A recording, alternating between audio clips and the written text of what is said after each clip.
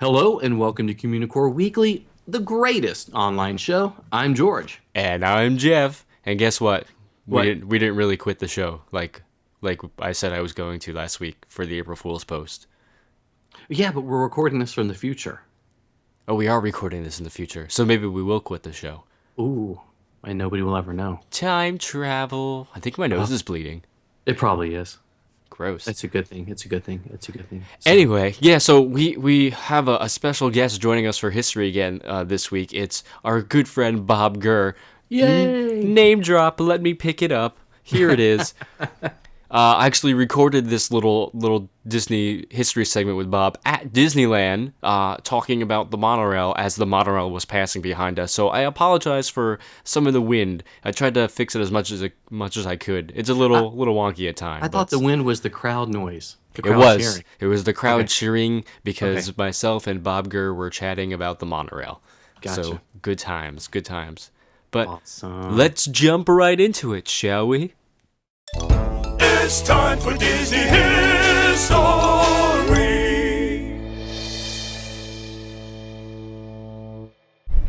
So hello, I'm here at Disneyland, and yet again joining me is Bob Gurr. How are you today, Bob? I'm good every day, especially when I get to meet people I've never met. We're standing here with Jeff. Yeah, today was fun. We got to I met Bob for the first time. We've been talking for a couple of months. We had lunch at the Blue Bayou, and now we're here in Disneyland hanging out. And you hear that in the background. That's the monorail. And we're going to talk a little bit about the monorail today. So what can you tell me about the monorail? Well, don't you have a specific question you want to ask about the monorail? Otherwise, like talking to Rolly Crump will be here till a week from Tuesday because I'll have to start in at 1958. So all right, let's narrow it down then. How about obviously most people know what the monorail is because they use it when they go to Walt Disney World and here at Disneyland. Is there an aspect of the monorail that you enjoyed the most over everything else? Maybe something you're particularly proud of, or? Well, yes. If you look at the Disneyland Resort, you'll find the icon of the original monorail shapes are in the graphics all over the park.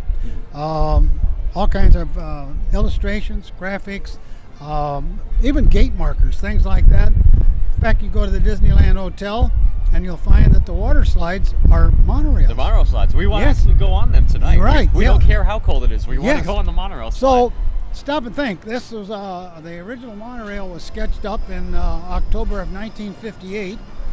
A 10-minute sketch on my kitchen table on a Saturday morning. Very basic, simple design. And it's lasted all these years. Here we are, 2013, and it has an iconic appearance to it that Disneyland Resort sort of adopted over all these years. I'd say there's very few things in this park that started with a quick sketch and have endured. So the monorail has a very special part in the Disneyland Resort just from that graphic appearance of it. I prefer this version of the monorail over the one at Walt Disney World because this one, for whatever reason, just seems sleeker and it's almost more futuristic than what they have at Walt Disney World, especially here because it goes through Tomorrowland and you can see it. I don't know. I just like the design of it a lot better. Well, there are two different designs because the one at Walt Disney World has a taller vehicle because we have to have standees. This train here is a little bit smaller size because people are seated in it. But at the same time, the design of the Mark 7 here was done by Scott Drake, a designer at Walt Disney Imagineering, who, when they wanted to redesign from the Mark 5 here to the Mark 7, since the Mark 6 is in Florida, he looked at all kinds of different designs and found out that, well, why don't we just use the original concept? So if you look at the pictures of the Mark 1 and the Mark 2 and the 3 here, and the 4 and the 6 in Walt Disney World, this one has its own style. It has that Buck Rogers nose to it. Scott Drake simply took that same element and he made a much sleeker, more kind of a characteristic wraparound of the fins, sort of this all-encompassing nose, so that everybody knows it likes the original train, but it's also very, very modern. But all it did was repeat the exact same theme. Is there What's the fastest you've ever gotten the monorail up to?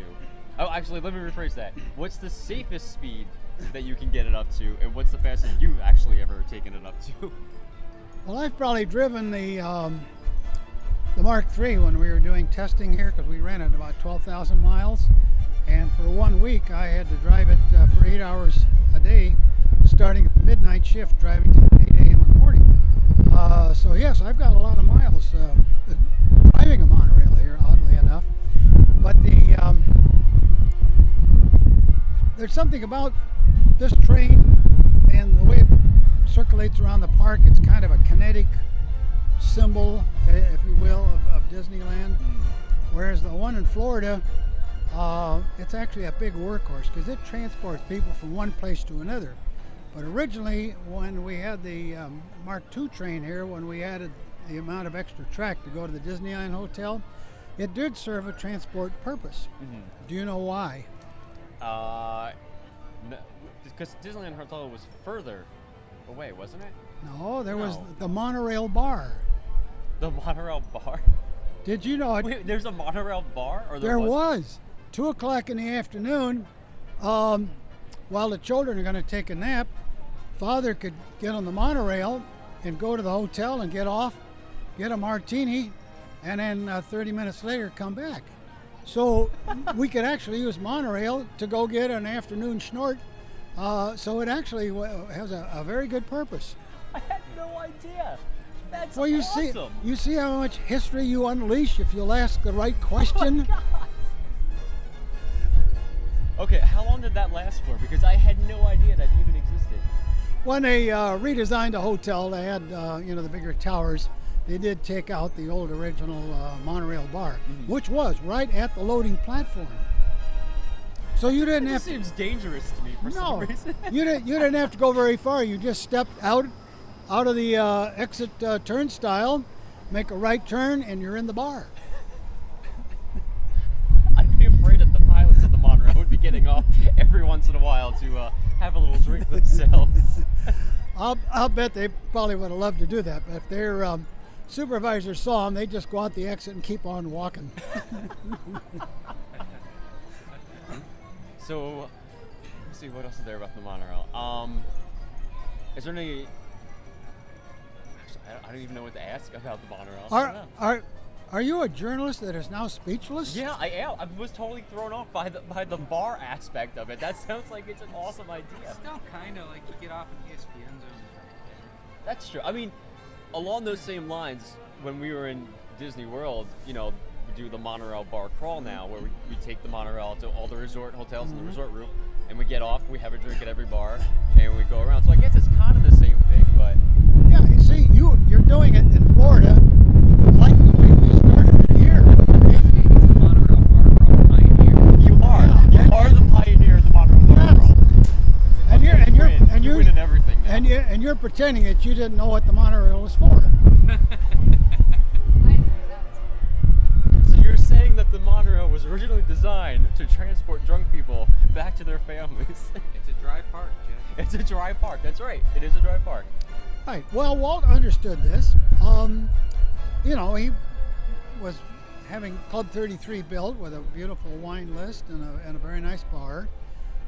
He knew a lot of people really had enjoyment here, but it was entirely proper to have a place nearby where a gentleman could go get a libation when they felt like it, and without the rest of the family having to go along with him. Because if I had my granddaughter in a stroller, I'm not sure I'd go into a bar with her, but I could leave her here with the rest of the family, and I could go over by monorail to the Disneyland Hotel Monorail Bar and enjoy my libation while the family stayed here and changed diapers. He's a nerd, he's a geek, but we all like to hear him speak. So listen up to the words from his speech. It's George's Book of the Week. Windows on Main Street, discover the real stories of the talented people featured on the Windows of Main Street USA by Chuck Snyder, published in 2009 in its 26 pages. So the windows above Main Street at Disneyland and Walt Disney World's Magic Kingdom have always been one of those not quite so hidden details of the parks. It's also one of the frequent segments on Communicore Weekly. You know, the greatest online show? I've never heard of that show before. Yeah. It's small, but it's gaining stature as we go. Anyways, so when Walt Disney actually added names on the windows of Main Street at Disneyland, well, really before opening day, he started a tradition that would be followed by his brother Roy for the Magic Kingdom as well. And according to Marty Sklar, who helped write the rules for the windows, Walt wanted to honor the original cast members of Disneyland that helped with designing, building, and enabling the creation of the park itself. And if you're wondering if you're ever going to get a window on Main Street, here are the 3 requirements. Number 1, only on retirement. Number 2, only the highest level of service, respect, or achievement. And number 3, agreement between top individual park management and Walt Disney Imagineering, which creates the design and copy concepts. So we're not going to get windows, is what you're saying? You and I, no, not unless we, sort of go in there undercover one evening, ninja style, and put up our own windows. Like, remember that one window we talked about? On John Hench's window at Walt Disney World. To make it look symmetrical? Yes. Well, anyway, so Chuck Snyder put this title together, which this book also appears on my Walt Disney World history post at MiceChat of all the great Walt Disney World books you should have. He put it together when he was a cast member at Walt Disney World. But sadly enough, Chuck couldn't feature every name since the book still needed to be quote-unquote affordable, according to Disney. That's all we'll say. I know, Jeff, I have something later. The majority... When do I not have something to add? Exactly. The majority of the book is an alphabetical look at the major players of both parks. There's a photo of each window and a really good mini biography of each person. Chuck wasn't able to include the actual writing on the windows, but that just means we need to spend more time at the parks looking at the windows, right? Except when you're walking. You should actually pay attention when you're walking, and then stop, So stop, and then go look to the up. side and look, yeah. And okay, we can do that. So be a new Communicore Weekly dance. Yeah, do it that way. The book is really, really short, and it was a theme park exclusive, but still a great introduction to the majority of the creators of the park itself. And really, as a resource, the book is amazing. There's a complete map layouts of both main streets with each window tagged. There's also an index by name and location, so you can quickly look and see all the names at Disneyland and all the names at Walt Disney World, and by far, there are a lot more names at Walt Disney World than Disneyland. There is. I mean, you could have your own little window scavenger hunt if you wanted to. That's true. That's That'd be true. fun. That's true. It's a small book. I liked it. I'm glad it's part of my collection, and it's one of those I think everybody should own. And now I'll let Jeff take over. I really like the book a lot, and this is by no means any fault of Chuck, but I feel like Disney could have allowed him to expand on it more and made the book longer to include all the windows, because Chuck only scratches the surface of some of the windows. I mean, at 26 pages, he does cover a lot in there, but he only scratches the surface of all the great tributes that are on the windows, and I really wish they would have allowed him to create the book that the subject matter required. Exactly. It should have been a large coffee table book. I agree. I agree. That was about 200 pages long, and it should have been about $45-$50. Like the Art of Disney posters. I think people would have paid for it. I would have paid for cherished it. Hey, so I'm gonna write it now. That's what I'm gonna do. We'll do it that way and take our own. There are 3 names/windows on each page as well, which is kind of neat. So it gives you an idea of, he covered probably close to about, 60 or 70 different windows altogether. So it's not too bad. It's not too bad. But yeah, this is a definite, I think, from both of us. 2 Communicore thumbs up, right? Absolutely. 4, because I have both my thumbs up, Ooh, too. That's true. Well, then aren't you holding the record button? With my toe. This is really hard. Okay. Gotcha. Then we should probably move to the next segment. Okay, let's do that. If it's a legend that you seek, come on and take a peek at the window of the week.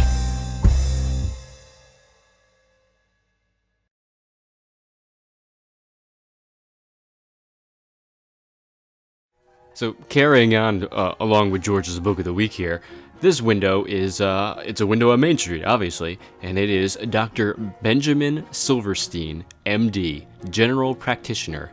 Have a fever, have a flu, come on in and we'll cure you. Now, most of the windows that we cover here in Communicore Weekly, they all honor a real person that helped contribute to Walt's dream of building Disneyland. However, this window is actually just for atmosphere and doesn't honor any real person at all. But it is notable for a couple of reasons. It's actually located on the ground floor of the Emporium, and it's actually a window for a fake door. Now, next to the door itself, on the upper right-hand side, is a mezuzah, which is very traditional outside of Jewish homes. And a mezuzah is a piece of parchment inside a decorative case, and it's inscribed with a verse from the Torah, and it's affixed to the door frame outside Jewish homes to fulfill the mitzvah or biblical commandment to inscribe the words of the Shema on the knob posts of your house. So, as far as we can tell, this is really the only religious icon of any kind that is in the park year-round. They do have a menorah during Hanukkah, they do have the Christmas tree during Christmas, but this is the only one that's there year-round. So it's a neat little detail that you should probably check out the next time you are there. Or if you're not feeling well, he'll make you feel better.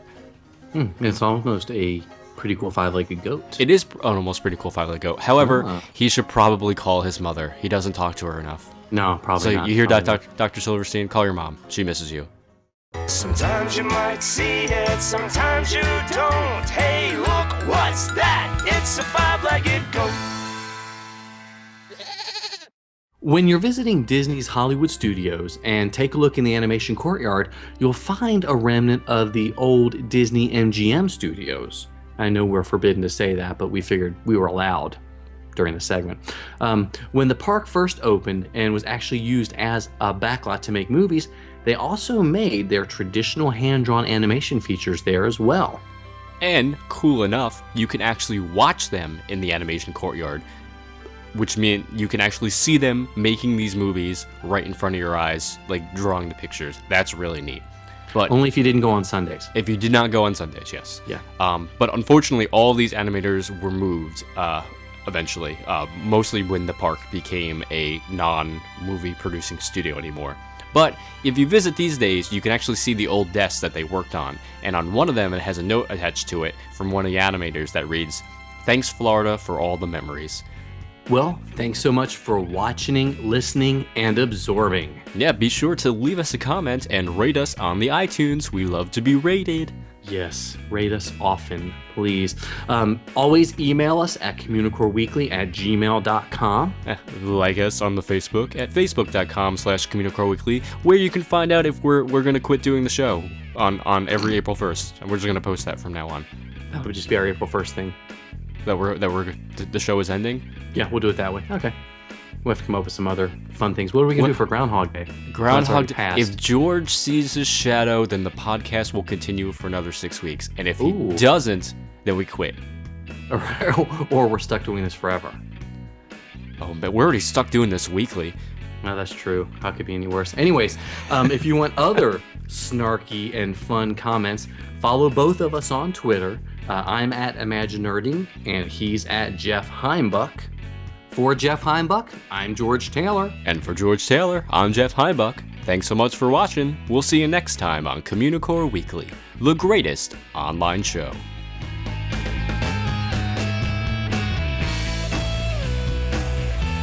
Buckley.